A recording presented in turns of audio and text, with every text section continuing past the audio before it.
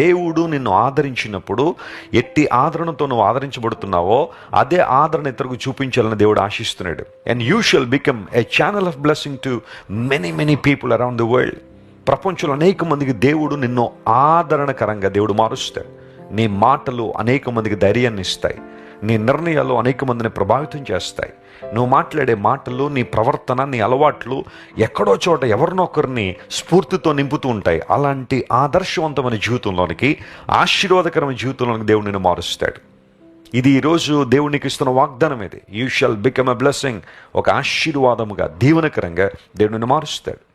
సాతానుకు సింహాసనంగా నీ జీవితం ఉన్నంత కాలం నీవు అనేక మందికి శాపకరంగాను అపహాస్యంగాను ఉన్నాయేమో, కానీ క్రీస్తు సింహాసనంగా నీ జీవితం మార్చబడగలిగితే ఆయన యొక్క సన్నిధి, ఆయన ప్రభావము, ఆయన మహిమను నువ్వు అనుభవించడంతో పాటుగా ఆయన చిత్తానుసారంగా నువ్వు జీవిస్తావు కనుక అనేక మంది నీ దగ్గరకు పరిగెత్తుకుని వస్తారు. What a blessing it is.